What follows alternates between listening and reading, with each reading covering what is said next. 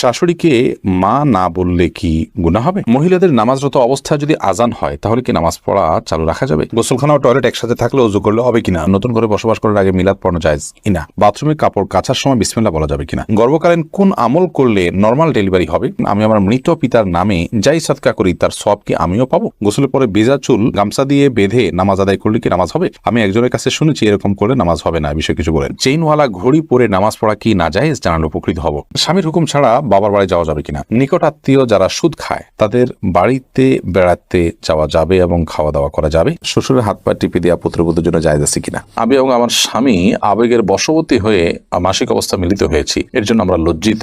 এই অবস্থায় যদি আল্লাহ সন্তান দান করেন তাহলে কি তা হারাম হবে? জুমার দিন মহিলারা কয়টা বাজে জোহরের নামাজ পড়তে পারবে?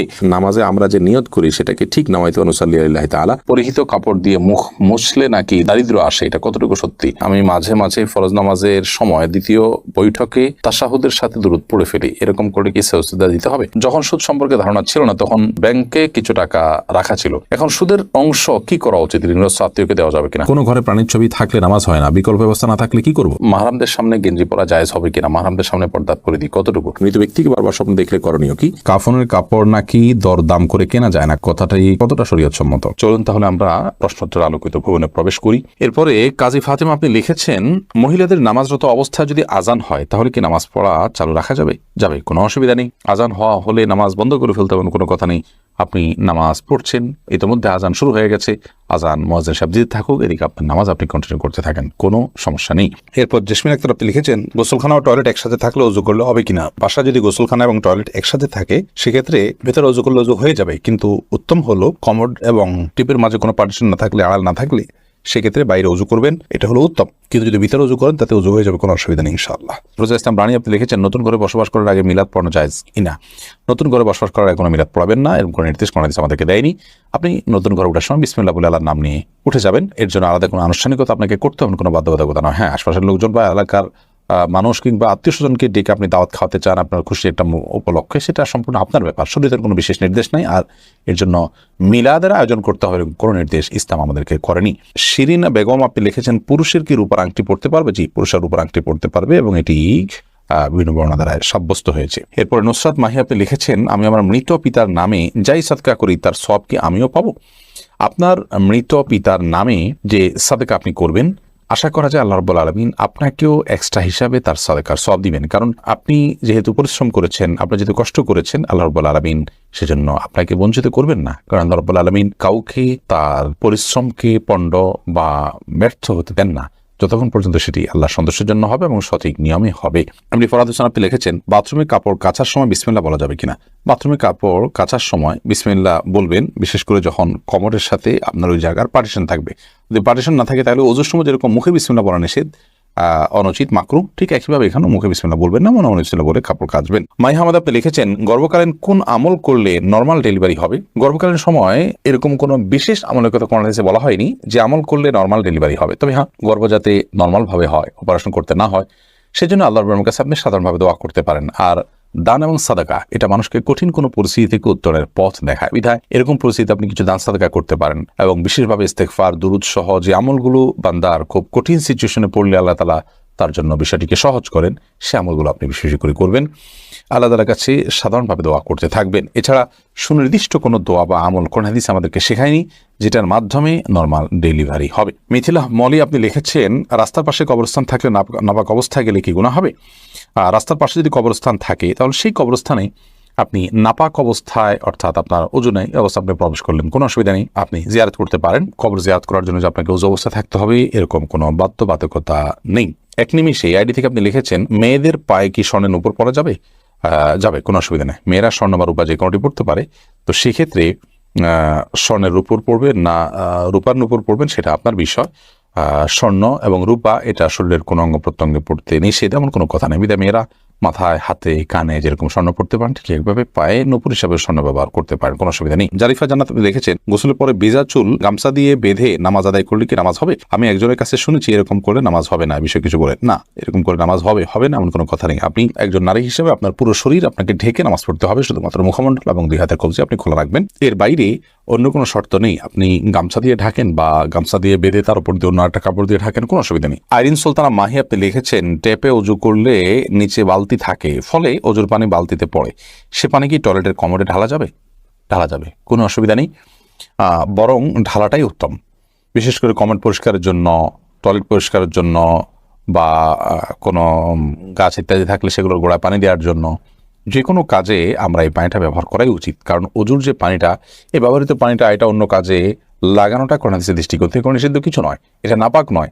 আর এটা আমরা হয়তো এটার মাধ্যমে পবিত্রতা অর্জন করতে পারবো না, কিন্তু অন্য যে কোনো কাজে আমরা ব্যবহার করতে পারবো। ধরুন কমোড পরিষ্কার করা কিংবা বাথরুমের ভেতরের অংশ পরিষ্কার করার জন্য পানি ঢালতে পারি, কোনো অসুবিধা নেই, কারণ এই পানিটা নাপাক নয়। কাজল আইডি থেকে আপনি লিখেছেন, উজু করার পরে কি আয়নায় মুখ দেখলে উজু ভেঙে যাবে? না, কোনো অসুবিধা নেই, উজু ভাঙবে না। সৈয়দ আবু হায়দার আপনি লিখেছেন, চেইনওয়ালা ঘড়ি পরে নামাজ পড়া কি নাজায়েজ? জানালে উপকৃত হব। না, চেইনওয়ালা ঘড়ি পরে নামাজ পড়লে সেটা নাজায়েজ হবে এমন কোনো কথা নেই। আমির হামজা আপনি ইউটিউব চ্যানেলে আমাদের প্রশ্ন করেছেন, আমার মেয়ের পেটে থাকা অবস্থায় মুখে একটি দাঁত উঠেছে, এটি কোনো ভালো লক্ষণ নাকি খারাপ লক্ষণ? সন্তান গর্ভে থাকা অবস্থায় যদি মুখে দাঁত উঠে, সেটা কোনো খারাপ বা ভালো লক্ষণ নয়। এটার ডাক্তারি কোনো ব্যাখ্যা আছে কিনা সে ব্যাখ্যা আপনি জানার চেষ্টা করবেন। এর বাইরে এটাকে অন্তত কুলক্ষণ মনে করার কোনো সুযোগ নেই, কারণ ইসলাম আসলে কোনো কুলক্ষণে বিশ্বাস করে না। এরপরে মার্জিয়া শেলি আপনি লিখেছেন, নিকট আত্মীয় যারা সুদ খায় তাদের বাড়িতে বেড়াতে যাওয়া যাবে এবং খাওয়া দাওয়া করা যাবে। নিকট আত্মীয় যারা সুদের সাথে জড়িত তারা তো হারামের সাথে লিপ্ত, আল্লাহ তাআলা মাফ করুন। এই সুদের সাথে জড়িত হলে, হারামের সাথে যদি লিপ্ত থাকে, তাদের উপার্জন শুধুই হারাম হয়, তাহলে সেক্ষেত্রে তাদের বাড়িতে যেতে পারেন, কিন্তু তাদের খাওয়া দাওয়াটাকে কৌশল আপনি অ্যাভয়েড করবেন। আর যদি তাদের অন্য হালাল উপার্জন থাকে, তাহলে সেক্ষেত্রে হালাল উপার্জন পরিমাণ বেশি থাকলে আপনি সেখানে খেতে পারেন। আর যদি হারাম উপার্জন পরিমাণ বেশি থাকে, হালাল উপার্জন পরিমাণ কম থাকে, তাহলে খাবেন না। আর যদি তিনি সুনির্দিষ্ট করে হালাল উপার্জন থেকেই দিয়েছেন, আপনি জানেন, তাহলে সেক্ষেত্রে সেটা অবশ্যই খেতে পারেন। সাবির ইয়াসমিন জানাত আপনি লিখেছেন, স্বামীর হুকুম ছাড়া বাবার বাড়ি যাওয়া যাবে কিনা? আপনি যেহেতু স্বামীর সংসারে থাকেন, অতএব তার সুবিধা অসুবিধা, তার প্রয়োজন ইত্যাদি বিষয় থাকতে পারে, সেই কারণে তাকে আপনি বলে যাবেন। কিন্তু স্বামী আপনাকে আপনার বাবার বাড়ি যাওয়া থেকে বঞ্চিত করে রাখবেন, যেতে দিবেন না, আটকে রাখবেন, এবং তার খেয়াল খুশি মতো সে আপনাকে আপনার বাবা মার সাথে সাক্ষাৎ করা থেকে বিরত রাখবেন, সে অধিকার কিন্তু তার নাই। সেটা যদি তিনি করেন তাহলে তিনি অন্যায় করছেন। তবে হ্যাঁ, অবশ্যই আপনি চেইন অফ কমান্ড, একটি ফ্যামিলির পারস্পরিক যে বোঝাপড়া, সেটা যেন ভালো তার জন্য আপনি বলে যাবেন। এবং এই বলে যাওয়ার মধ্যে ভদ্রতা, এই বলে যাওয়ার মধ্যে নিজেদের বোঝাপড়া যে আছে সেটির প্রমাণ হয়। বিধায় এটাকে দোষণীয় মনে করা যে আমি তাহলে কি বন্দী হয়ে গেলাম, এরকমটি মনে করার কোনো কারণ নেই। শরীফ শাহরি আপনি লিখেছেন, অজু ছাড়া কি জিকির করা যাবে? যাবে, জিকির করার জন্য অজু করা শর্ত নয়। এমডি আবুল কালাম আপনি লিখেছেন, মহর পরিশোধের আগে স্ত্রী যদি মারা যায় তখন স্বামী কিভাবে মহর পরিশোধ করবে? তার পক্ষ থেকে দান সদকা করে দিবেন, কিন্তু উচিত হলো জীবদ্দশাতেই মহর পরিশোধ করা। আয়েশা সিদ্দিকা আপনি ইসলাম প্রশ্নের পেজে প্রশ্ন করেছেন, মহিলাদের জন্য সব জায়গায় নামাজের ব্যবস্থা থাকে না, অনেক সময় এই কারণে নামাজ কাজা হয়ে যায়, এই জন্য কি বাড়ি থেকে বের হওয়ার আগে অগ্রিম নামাজ পড়ে বের হতে পারবো? না, অগ্রিম বের নামাজ পড়ার কোনো সুযোগ নেই। নামাজ ওয়াক্ত মতো পড়তে হবে। ইন্নাস সালাতা কানাত আলাল মুমিনিনা কিতাবাম মাওকুতা, নিশ্চয়ই নামাজ ইমানদারদের জন্য নির্দিষ্ট সময় পড়াটা আবশ্যক করা হয়েছে, বিধায় সময় মতো আপনাকে নামাজ পড়তে হবে। বাড়ি থেকে বের হওয়ার আগে আপনাকে অগ্রিম নামাজ পড়ার কোনো সুযোগ নেই। তবে হ্যাঁ, যেখানে যাচ্ছেন সেখানে নামাজের ব্যবস্থা যদি না থাকে, আপনি ব্যবস্থা করে নেবেন। প্রয়োজনে রাস্তার এক পাশে দাঁড়িয়ে যাবেন, কোনো একটা ফাঁক ফোকর আপনি দাঁড়িয়ে যাবেন, কিন্তু আপনাকে অবশ্যই নামাজ পড়তে হবে সময় মতো। এরপরে কবির হোসেন আপনি লিখেছেন, শাশুড়িকে মা না বললে কি গুনাহ হবে যদি তিনি কষ্ট পান? শাশুড়িকে মা বললে তো গুনাহ হবে না, কারণ এটা তো আপনি গর্ভধারণকারিণী মা হিসাবে তাকে আপনি মা সম্বোধন করছেন, এটা সম্মানসূচকভাবে মা হিসাবে আপনি তাকে আখ্যায়িত করছেন। কারণ আপনি আপনার মায়ের নাম যেখানে সেখানে লিখতে হয়, সেখানে শাশুড়ির নাম কোথাও লেখেন না, তার মানে আপনি তাকে আপনার গর্ভধারণকারিণী মা হিসাবে স্বীকৃতি দিচ্ছেন না, বিধায় তাকে মা বলাতে কোনো অসুবিধা নেই। বললে তিনি কষ্ট পান, তাহলে সেক্ষেত্রে এরকম তো হওয়ার কথা নয়। যদি এরকম হয় তাহলে সেক্ষেত্রে আপনি বলবেন না। আপনি লিখেছেন প্রশ্নে, শাশুড়িকে মা না বললে কি গুনাহ হবে? না বললে তো কোনো গুনাহ হবে না। আপনি প্রশ্ন করার কথা যে মা বললে কি গুনাহ হবে কিনা, না বললে তো গুনার কিছু না। আপনি শাশুড়িকে আন্টি বলেন বা অন্য কিছু বলেন, তাতে কোনো অসুবিধা নেই। সাউদা উম্মে হাবিবা আইরিন আপনি লিখেছেন, জুমার দিন মহিলারা কয়টা বাজে জোহরের নামাজ পড়তে পারবে? জোহরের ওয়াক্ত হওয়ার পরেই পড়তে পারবে। মসজিদে জুমার নামাজের জামাত হওয়ার পরেই পড়তে হবে এমনটি অনেকে মনে করেন, অথচ এমনটি কোনো আবশ্যক নয়। আপনি চাইলে জুমার নামাজের আগেও, অর্থাৎ ওয়াক্ত হয়ে গেছে জোহরের 12টা 1 মিনিটে, আজকে জোহর ওয়াক্ত হয়ে গেছে, এরপর থেকে আপনি বাসায় জোহর পড়তে পারেন। নুসরাত ইমরোজ আপনি লিখেছেন, পুরাতন বই খাতা কেজি ধরে স্বল্প মূল্যে বিক্রি করা যায় আছে কিনা? জায়েজ আছে, যদি বিশেষ করে সেখানে কোরআন আয়াত না থাকে এবং সেটা অবমাননার আশঙ্কা না থাকে। এরপরে নুসরাত জাহান লিখেছেন, নামাজে আমরা যে নিয়ত করি সেটাকে ঠিক নামাইতে অনুসাল্লি আল্লাহ তাআলা। নিয়ত হলো বোন, নিয়ত মানে ইচ্ছা করা। আমরা যে জন্য দাঁড়িয়েছি, কোন নামাজ জন্য দাঁড়িয়েছি, ফরজ না সুন্নাত, যোহর না আসর, এটা আমার মাথায় আছে। এই যে ইন্টেনশনটা আছে, এটা ইন্টেনশনটাই নিয়ত, ইচ্ছাটাই নিয়ত। মুখে নামায়তুন পড়ার কথা কোনো হাদিসে নির্দেশ দেওয়া হয়নি। ইবাদত নবী করিম সাল্লাল্লাহু আলাইহি ওয়াসাল্লাম যেভাবে করেছেন আমরা সেভাবে করবো। তিনি বা তার সাহাবীরা কেউ নামায়তুন তো মুখে বলেননি, আমরা সেটাকে বলাটা কেন আবশ্যক মনে করবো? আমরা জাস্ট আমাদের স্মৃতিতে যেটা আছে ওইটার দিকে খেয়াল করবো, আমরা ইবাদত শুরু করবো, নামাজ শুরু করবো। সাদিয়া বিনতু শিহাব ইয়াডি থেকে আপনি লিখেছেন, পরিহিত কাপড় দিয়ে মুখ মুছলে নাকি দারিদ্র আসে, এটা কতটুকু সত্যি? নিজের পরনে থাকা কাপড় এটা দিয়ে মুখ মুছুক, শরীরে অন্য কিছু মুছুক, এটার কারণে কোনো দারিদ্র ইত্যাদি আসবে যদি কেউ মনে করেন, তাহলে সেটা নিছকই একটা মন গড়া কথা, এর কোনো ভিত্তি কোনো হাদিসে নেই। এবং কুসংস্কারের জন্য এই ধরনের বিষয় একজন মুসলমান কখনো ধারণ করতে পারেন না। পরনে থাকা কাপড় যদি পাক থাকে, সেটা দিয়ে আপনি মুখ, হাত, শরীরের যে কোনো অঙ্গ মুছতে পারেন, কোনো অসুবিধা নেই। ওসমান মোল্লা আপনি লিখেছেন, আমি মাঝে মাঝে ফরজ নামাজের সময় দ্বিতীয় বৈঠকে তাশাহুদের সাথে দুরূদ পড়ে ফেলি, এরকম করে কি সাজদা দিতে হবে? হানাফি মাযহাব অনুযায়ী আল্লাহুম্মা সাল্লি আলা মুহাম্মদ পর্যন্ত পড়ে ফেললে আপনি সিজদা সাহু দিবেন, যেহেতু বিভিন্ন বর্ণনায় দ্বিতীয় রাকাতে বৈঠকের পর দ্রুততার সাথে দাঁড়িয়ে যাওয়ার নির্দেশ রয়েছে। সেই নির্দেশ লঙ্ঘন হয়েছে বা বিলম্ব হয়েছে, সেজন্য আপনি সিজদায়ে সাহু দিবেন। যদিও অন্যান্য ফিকহের উলামা ইকরাম, যেমন হাম্বলি ফিকহের উলামা ইকরাম এখানে সিজদা সাহুর কথা বলেন না। সৌদি আরব প্রচলিত উলামা ইকরাম আছেন বা বর্তমান যে উলামা ইকরাম আছেন, তারা সিজদা সাহু দেওয়া লাগবে না বলেন, তবে হানাফি মাযহাব অনুযায়ী সিজদা সাহু দিতে হবে। হুমায়রা তাসনিম আপনি লিখেছেন, যখন সুদ সম্পর্কে ধারণা ছিল না তখন ব্যাংকে কিছু টাকা রাখা ছিল, এখন সুদের অংশ কি করা উচিত? ঋণগ্রস্ত আত্মীয়কে দেওয়া যাবে কিনা? হ্যাঁ, দিতে পারেন। ঋণগ্রস্ত আত্মীয়কে ঋণ পরিশোধের জন্য ওই সুদের টাকাগুলো দান করে দিতে পারেন, এবং নিজের অজান্তে হয়ে থাকলেও আল্লাহর কাছে তওবা এবং ইস্তেগফার করবেন, আল্লাহ যেন মাফ করে দেন। ফাহমিদা মৌ আপনি লিখেছেন, আমি এবং আমার স্বামী আবেগের বশবর্তী হয়ে মাসিক অবস্থা মিলিত হয়েছি, এর জন্য আমরা লজ্জিত।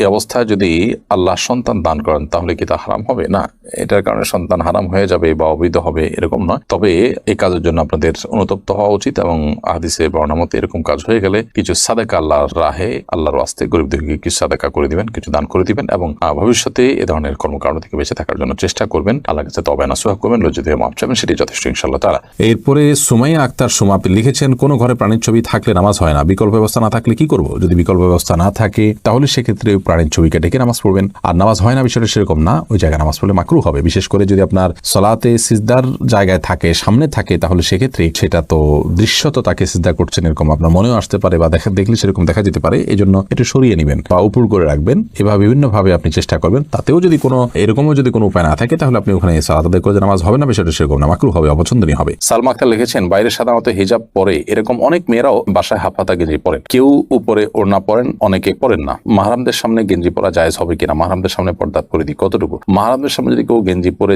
চলেন তো আক্ষরিক অর্থে পর্দা হয়ে গেল, এটি শালীন পোশাকের অন্তর্ভুক্ত নয়, কারণ শরীরের অন্য অঙ্গ প্রত্যঙ্গ যেগুলো ফুটে উঠবে সেগুলো নানাবিধ ফিতনার কারণ হবে, যার কারণে এখানে এটি করা উচিত নয়। দ্বিতীয়ত, মুসলিম মেয়েদের যে শালীন সুন্দর পোশাক এবং পোশাক পরিচ্ছদের যে নীতিমালা রয়েছে সেটা আমাদের অনুসরণ করা উচিত। ফাসিক এবং কাফের মেয়েরা তারা তাদের যে লাইফস্টাইল থাকে সেই লাইফস্টাইল অনুসরণ, ভালো মন্দ বিচার বিশ্লেষণ ছাড়াই তাদের অনুসরণ অনুকরণ থেকে আমাদের বেঁচে থাকা দরকার। সেই জায়গা থেকে মুসলিম নারীরা একান্ত ঘরোয়া পরিবেশেও এই ধরনের পোশাক আশাক, বিশেষ করে মাহরাম ছেলে, আপনার বাবা ভাই, তাদের সামনে পরা থেকে বিরত থাকা উচিত। আর যদি পরে না একান্তে, তাহলে সেগুলোর উপরে অন্য কোনো কাপড় চোপড় পরা উচিত। হ্যাঁ, স্বামী আছেন একান্তে বা অন্য কোনো লোক নাই, তখন তিনি পড়তে পারেন। তারপরও যে ফাসিক এবং কাফের মেয়েদের সাথে সাদৃশ্য গ্রহণ থেকে যথাসম্ভব বিরত থাকা উচিত, কারণ আমরা জানি নবী সাল্লাল্লাহু আলাইহি ওয়াসাল্লাম সেই প্রসিদ্ধ হাদিস, মান তাশাব্বাহা বিকওমিন ফাহুয়া মিনহুম, যে ব্যক্তি কোনো জাতির সাদৃশ্য গ্রহণ করে সে তাদের অন্তর্ভুক্ত হয়। হাসান মিরান আপনি লিখেছেন, জানাজা শুরু হয়ে যাচ্ছে, ওযু করতে গেলে নামাজ শেষ হয়ে যাবে, এই মুহূর্তে ওযু না থাকলে করণীয় কি? জানাজা যদি ওযু করতে গেলে আর পাওয়া যাবে না এরকম হয়, তাহলে তায়াম্মুম করে জানাজা পড়া যাবে। আর যদি ওযু করে আপনি জানাজা পাবেন মনে হয়, তাহলে সেক্ষেত্রে ওযু করে আপনি জানাজা পড়বেন। নাজমা আক্তার সাথে আপনি লিখেছেন, মৃত ব্যক্তিকে বারবার স্বপ্নে দেখলে করণীয় কি? যদি মনে হয় তিনি কষ্টে আছেন, তার পক্ষ থেকে ক্ষমা প্রার্থনা করবেন, আল্লাহর কাছে ইস্তেগফার করবেন, গরিব দুঃখীকে খাবার দিবেন, মৃত ব্যক্তির তরফ থেকে যেসব ইবাদত করা যায় সেগুলো করবেন। আর যদি এরকম কোনো কিছু মনে না হয়, তাহলে সেক্ষেত্রে এটার জন্য বিশেষ কোনো কিছু আপনার করার প্রয়োজন নেই। মৃত ব্যক্তিকে দেখলে গরিব দুঃখীকে খাদ্য দিতে হয় বা নির্দিষ্ট কিছু কাজ করতে হয়, এরকমটি আমরা অনেকে মনে করি। এরকম বিশেষ কোনো ফরম্যাট বা বিশেষ কোনো করণীয় শরীয়ত ঠিক করে দেয়নি, বিধায় এরকমটিকে আমরা সিস্টেম বানিয়ে নেওয়া বা এরকমটিকে শরিয়া নির্দেশিত কোনো কাজ মনে করার কোনো কারণ নেই, বা এরকম মনে করাটা সঠিক হবে না, সেটা ভুল হবে। শরীফুল ইসলাম আপনি আমাদের ইউটিউব চ্যানেলে প্রশ্ন করেছেন, কাফনের কাপড় নাকি দরদাম করে কেনা যায় না, কথাটাই কতটা শরীয়ত সম্মত? এই মাসালা হয়তো কোনো কাফনের কাপড়ের ব্যবসায়ী তার সুবিধার জন্য আবিষ্কার করছে কিনা আল্লাহু আলাম। কারণ হলো এই ধরনের মাসালা থাকলে তো কাফনের কাপড়ের বিক্রেতা যারা তারা লাল হয়ে যাবে, যে কোনো দাম চাইবে, আপনি দরদাম করতে পারবেন না। মূলত এরকম কোনো কথা কোন হাদিসে বলা হয়নি। অন্য 10টি জিনিসের মতো কাফনের কাপড়ও আপনি দরদাম করে কিনতে পারবেন, কোনো অসুবিধা নেই। আলী হাসান লিখেছেন, আমি 5 ওয়াক্ত নামাজ পড়ার চেষ্টা করি, কিন্তু মাঝে মধ্যে নামাজের মধ্যে আমার মনোযোগ থাকে না। কি করলে পুরোপুরি মনোযোগ থাকবে দয়া করে জানাবেন। ভাই আলী হাসান, নামাজে মনোযোগ সৃষ্টি করবার জন্য প্রথমত নামাজ আমরা যা বলছি সেগুলোকে বোঝার চেষ্টা করব, অর্থগুলো জানার চেষ্টা করব, সূরা কারাতগুলো, দোয়াগুলোর, এটা আমাদের মনোযোগ সৃষ্টিতে সাহায্য করবে ইনশাআল্লাহ।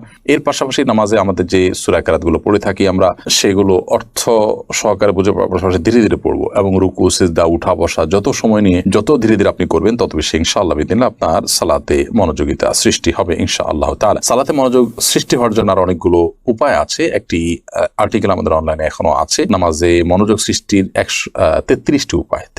এটি শেখ বিন বাজ রাহমাহুল্লাহ, সৌদি আরবের সাবেক গ্র্যান্ড মুফতি, তার একটা লেখার অনুবাদ আমি করেছি, সেটি আছে সোশ্যাল মিডিয়াতে, দেখে নিতে পারেন। আব্দুল্লাহ আল ইমরান আপনি লিখেছেন, টেইলার্সের দোকানে অনেক সময় কাস্টমার বাড়তি কাপড় রেখে যায় বা রয়ে যায়, তা কি করা উচিত? আব্দুল্লাহ রহমান, টেইলার্সের দোকানে কাস্টমার যে কাপড় বাড়তি রেখে যায় সেটা যদি কাস্টমার অল্প স্বল্প হয়, সাধারণত এটা নেয় না মানুষ, ওরফটা এরকম হয়ে যায়, তাহলে সেক্ষেত্রে আপনি রেখে দেওয়াতে কোনো অসুবিধা নেই। আর যদি পরিমাণটা অনেক বড় হয় তাহলে আপনার উচিত কাস্টমারের কাছ থেকে জানা, জিজ্ঞেস করা এবং তার দাবি না থাকলে রেখে দেওয়া, আর না হলে তাকে ফেরত দেওয়া। ফাহমিদা আফরিন, ফাহমিদা আপনি লিখেছেন, শ্বশুরের হাত পা টিপে দেওয়া পুত্রবধূর জন্য জায়েজ আছে কিনা? এটা করা উচিত নয়। কারণ হলো শ্বশুর তার হাত পা যদি পুত্রবধূ টিপেন তাহলে সেক্ষেত্রে কল্পনার জেনার দুয়ার উন্মুক্ত অন্তত হতে পারে, কমপক্ষে এতটুকু হওয়ার সম্ভাবনা আছে, যার কারণে গুনাহের দ্বার পর্যন্ত বন্ধ করতে হয়, এটাকে সাদ্দু জারায়া বলা হয়। তো যার কারণে এটা জায়েজ নয়। পুত্রবধূ শ্বশুর অন্য সেবা করবেন, তবে হ্যাঁ শ্বশুর অনেক বৃদ্ধ, এত বৃদ্ধ যে এ ধরনের কোনো আশঙ্কা নাই, তাহলে সেক্ষেত্রে এটি করা যেতে পারে যদি একান্ত নিরুপায় থাকে, অন্য কেউ না থাকেন এবং এটা যদি খুব বেশি জরুরি হয়, অর্থাৎ অনেকগুলো শর্তের উপর ভিত্তি করে।